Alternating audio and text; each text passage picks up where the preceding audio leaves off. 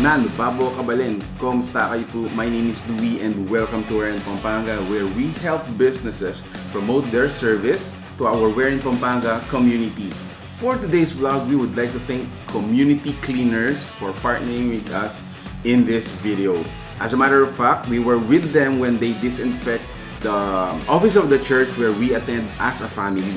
It is for us to witness and understand better kung ano yung mga process or procedures na ginagawa nila.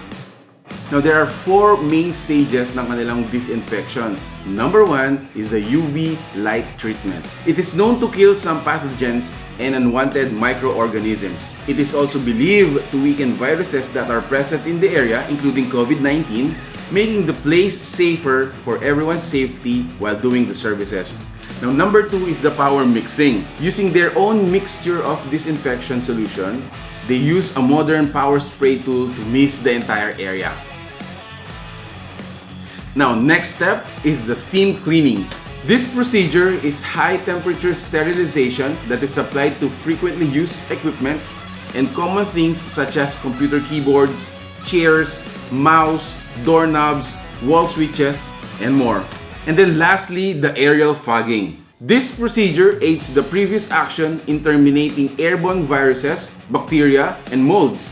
It is also used to deodorize the area, making it sure that the odor and the byproduct of the chemical solution they used will become safe for human re-entry.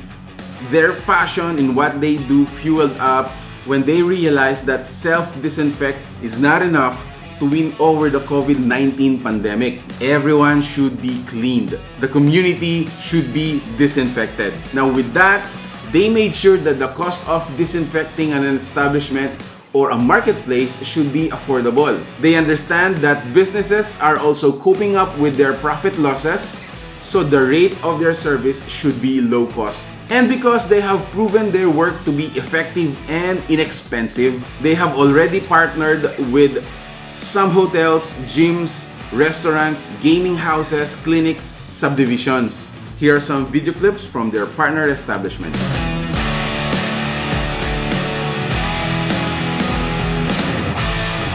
For regular transactions, they usually charge 35 pesos per square meter.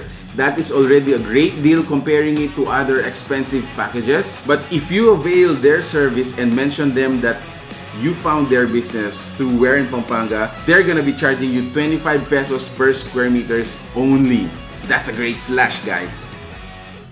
Although additional transportation fees applies and varies from different locations. So, if you're interested to know more about community cleaners, make sure to check out their fan page. We're gonna be flashing their screens right now. Make sure to call their numbers if you want to avail their services. Guys, if you like this video, please give it a thumbs up, share it with your friends, lalong-lalo na yung mga business people na nangangailangan ng disinfection sa kanilang lugar at a very, very affordable price. Thank you for watching Where in Pampanga. Until our next video, I hope to see you there. Until then, guys, please stay safe, stay at home, and God bless us all. Peace!